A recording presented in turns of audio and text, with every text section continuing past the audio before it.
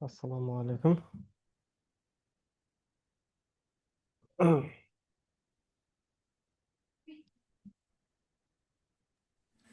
O, Ernur қалай жатай? Жақсы. Жақсың ба? Так, Иә. Ernur. Үйге қандай тапсырма берілді бізге? Не өттік? Үйге берілген тапсырма қандай еді? М? Үйге берілген тапсырма қандай еді, Ernur? Нападение. Ау? Открыть нападение. Осыны үйге бердік па? Иә. Так, тексерейік онда. Ал, открытие нападение дейміз. Так, мына жерден бастап. Бастайықшы. Открытие нападение, вскрытие нападение екеуі бір, иә? Мысалға, көбінесе енді әрқашан бұның бірінші уровеньде енді оңайлары беріледі. Дұрыс па? Бірінші уровеньде элементарный тактикалар, мысалға мына жерде тұрады да ладья ферзь джин деп тұр. Мына оның ортасында мына фигураны алып барып мұнда шах қойып жіберсек, король қашқан кезде мынаны барып ферзь жеп қоямыз. Өзен бұл элементарный, оңай, бұны түсіндіргенге и сосын ары қарай жұмыс жасағанға, иә. Одан кейін кейбір моменттерде открытие нападениеде бізде шахпенен болады, ал фигура мықты, сильный, мықты фигураларға да открытие нападение жасап ұтып алуға болады, иә. Оны қалай істеуге болады? Мысалға, екіншісі қайда? Мынаны ашылайын, түсініктірек болсын.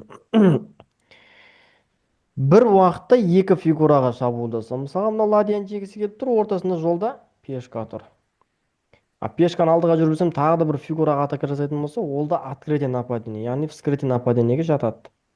Пешканы алдыға жүріп жібердім, ол атты жейді, а біздің мына жақта піл тураны жеп қояды. Так, бұл бізде бірінші деңгейде. Енді ол бірінші деңгейде сен оларды жақсы білесің ғой. Сосын біз екінші деңгей емес, үшінші деңгейге өтейік. Үшінші деңгейіміз бізде міне мына біріншісі оңайлау болады, сосын ары қарай жалғастырамыз. Ал үшінші деңгей открытое нападение, вскрытое нападение. Қара, сен бірінші деңгейде оңай бір хоттан шах беріп алып ұтып кетуіңе болатын еді. Екінші деңгейде кішкене одан қиындатады. Ал үшінші деңгейде сен бір хоттан уже шах беріп жей алмайсың. Даже сен шах бере алмайтын мүмкіндік болады. Демек, ол жерде мат қою арқылы открытый нападение жасай аласың. Мына жерде сен қазір скрытый атака жасап тұрған, ол мына жасырын түрде шабуыл жасап тұрған. Мына жердегі ферзге ладья менен жеуге, иә. Бірақ ортасында Ферзь f8 жейміз. клон тұр. Дұрыс комбинация. Ферзь жейміз да корольді бері қарай шақырамыз. Демек, ол король қашып кетті. Не істейміз енді мына жерде? По-любому біз мына ферзьді жеуіміз керек болып тұр. Потому что ол бір жүрісте мат қояйын деп жатыр. Сол себепті бұл жерде біз ладьяны ұттық қазір. Корольді қашып жатыр. Тағы да былай шақ береміз ағай. Тағы да шах береміз, иә. Уже ол мат болады. Былай Корольмен, істейміз де былай жеп аламыз. иә, слонмен шах береміз. Оны жеген кезде и ладьямен жейміз. Сонда біз бір фигура ұтып тұрмыз және маттан құтылып кеттік, иә. Бұл бізде Иә. үшінші деңгейдің бірінші есебі. Мына жерде екінші есебі. Қарап отырсақ, сен бұны таба аласың ба? Кішкене ойланып көрейік. Мен уже Ағай кімнен жүрсі? жүріс қаралардан мына ферзді ұтып алу керек. Скрытый нападение жасап.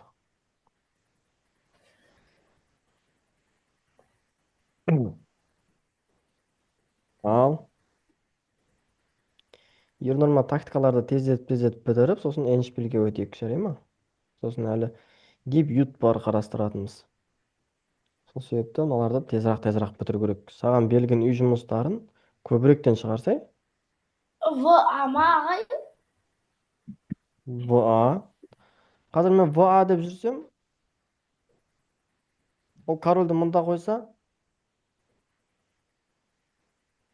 не шығады? Не ұтасың? Hı. Слон ет uçak ағай. Слон E4, пешка G7. Пешка жесе, енді ба істейміз. Пешка жемесе ше. Давайте көрейік. Пешка жемейді, ол корольмен мұнда қашады. Пешка жемейді. Береміз. Ол былай қашады. Енді біз әрқашан шахмат ойынын тереңірек түсінгіміз Мат келсе, қоямыз ғой? Мат қоямыз ғой? иә, Шақ берем. если Қоса. жемесе, ол жеуге міндетті емес Мат қой. береміз. Жемесе ше, мен былай істеймін, жесе мен былай істеймін деген нәрсенің барлығына біз мұқият қарауымыз керек. Түсіндің ба, Ернұр? Жемесе уже мына жақта мат қоясың. Шах, жесе, и ладьямен жейсің да мат. Өйткені король бері қарап жүре алмайды. Король ладьяны жей алмайды, пешка қорғап тұр. Сондықтан ол амал жоқ, жеуге мәжбүр. Ал енді жеді, ба, шах қойдың, король қашты, ферзь ұтып алдың. Көрдің ба, бұл жерде үшінші уровень кішкене қиындау болып жатыр. Демек, осы қиын есептерді шығару арқылы сен бұл тактиканы терең меңгересің, терең түсінесің. Саған әрқашан, давай маған шах қой да мен ұтып ал деп тұрмайды ғой ешкім. Иә. Секретте атака жасап тұрған нәрсені көрдің ба, и комбинация іздеу керек сол жерден ше. Сол себепті комбинацияларды анықтаймыз. Қандай комбинациямен қалай нападение, яғни бір фигураны қалай тегін ұтып ала аламын. Мысалы жаңа ана жерде мен көрсетіп бергеннен кейін барып сен түсініп тұрсың да, ферзьді ұтып алу керек екенін. Мысалға мына жерде мен қазір көрсетпей ақ қоя салайын. Бірақ сен өзің таба ғой осы жерде. Қайсыған скрытый нападение жасап тұр ақтардың фигурасы. Жасырынып, біреудің артынан жасырынып, оны жеуге дайындалып тұр. Бірінші соны тауып алсақ, сосын барып біз қандай... Ағай, конь с7 дейміз ба? Конь с7. Неге? Сен кон с7-ге барасың, мысалға. Ол корольмен жеуге міндетті ма? Міндетті емес. Демек, онда ол мына жақта мат қоя салады. Бір жүрістен мат қояды. Так, сенің ойыңды түсіндім. Сен мына ферзь мына жаққа скрытый нападение жасап тұр. Иә. Мына конмен жесем, корольмен жесе, мен мынамен шах қоямын да, сосын мынаны жеп қоямын деп тұрсың ғой, дұрыс па? Иә. Сен ойыңды түсіндім, бірақ ол міндетті емес қой. Міндетті емес, мынамен жеуге міндетті емессің. Сондықтан ол мына жақта мат қоя салады. Егер шах болып тұрса, онда міндетті ол корольді қорғауға. Шахматта бір заңдылық бар, міндетті дейтін. Ол тек корольге шах болған кезде ғана. Ол король содан қорғану керек. Корольді қорғанудың үш ережесі бар, сол үш ережесімен оны қорғануға міндетті.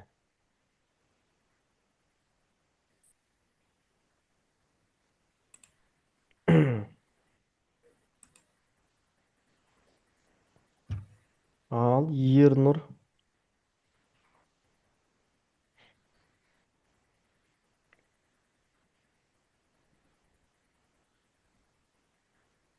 Ойың дұрыс екен. Мен де құптаймын. Мына ферзь жегісі келіп тұр. Ағай, жиіш па, жиіш? Жиеш? Неге жиеш? Маттан қорғап қоямыз біріншіден. Қалай қорғап тұрсың? Мысалға мынаны жейді, шах береді. Біз оны да жеп қоямыз ғой пешкамен. Сосын мына жақтан шах береді.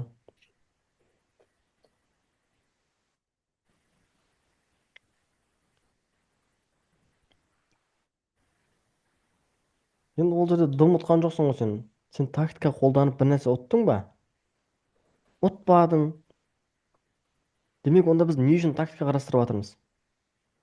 Мен саған мына жерге маттан қорған защита жаса деп айтқан жоқпын ғой.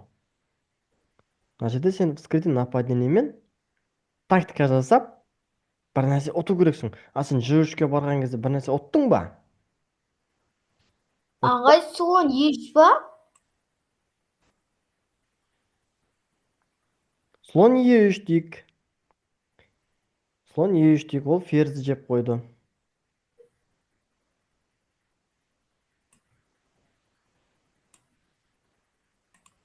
Сен ферзі жейсің.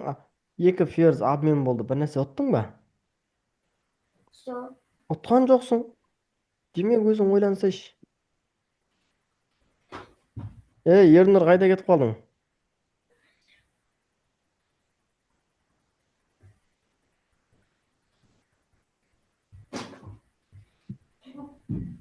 Көрдің бе? Бір тактиканы білемін деп айту үшін сол тактиканың естімей қалды ма, не болды, қалай? Ой, ана конференцияға түсіп қалды ғой. А, көрдің бе, Ернұр? Бір тактиканы сен білемін деп айту үшін сол тактиканың үшінші деңгейін, яғни үшінші уровеньді сен шығара алуың керексің. Онда сен ол тактиканы білесің деп айта аламыз да. Мына жерде қазір үшінші деңгей. Үшінші деңгейдің есептерін сен нақты шығарып тұрсаң, сен демек ол тактиканы супер, уже білет деген сөз. Мен саған подсказка деп беріп тұрмын. Мынаны жеу керек, е? Е, Оңай ғой бұл жерде. Өте оңай ғой. Слонды мына жерге алып бара салсаң болды ғой, мынаны жейсің ғой. Ферзі тегін жейсің ғой, слон мына жерге барса.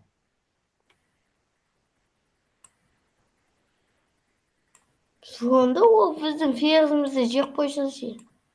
Мат болады ғой. Матты көрмей тұрсың ба? Сен экранға сызба.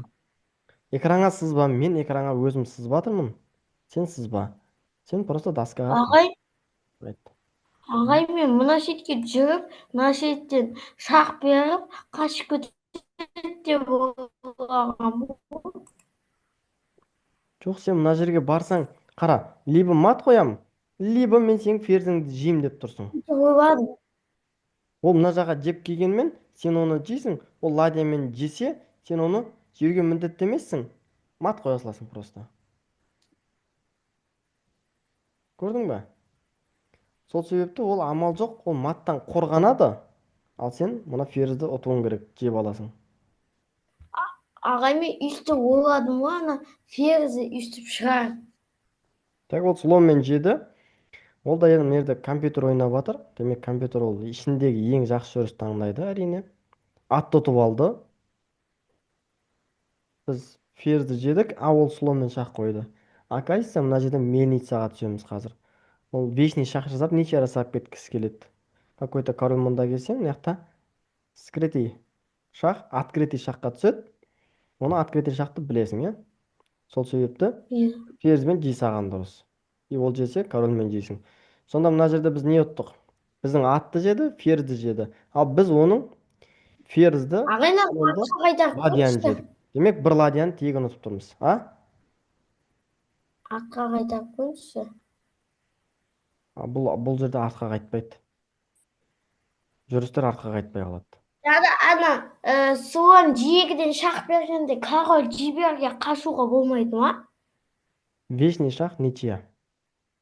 Ашат шах береді, А, корольмен қайттан бұрышқа барасың, қыбырге барасың, ж1-ден қыбырге барасың. Сөйтіп қайып шах береді, солай ничьяға өтіп кетіп қалады. Лучше оны жей саған дұрыс, потому что бір ладья ұтып тұрсың ғой. Мына жерден де тоже. Қара, скрытый нападение жасап тұр. Кімге? Ферзге, иә? Демек мына ферзді иә. ұтып алу керек қазір. Ұтып алу үшін сен бір тактика қолдану керексің. Так, мысалға сен сразу ладьямен шах бере алмайсың. Мына ладья кедергі болып тұр. Сразу мына жаққа шах беріп жіберіп, мынаны жеп қояйын десең, ортада ладья кедергі болып тұр. Демек, онда сен бір тактика ойластыруың керексің. Когда сен ферзді тегін жейтіндей.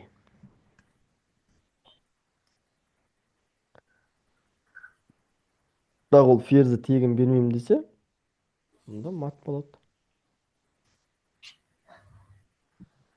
Соны дәлелдеу керек. Былай қойсаң да ұтам, былай қойсаң да ұтам деген әдіс қой.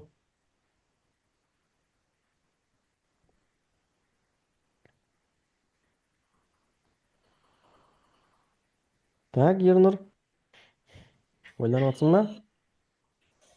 Иә. Мхм. Ойлана ғой.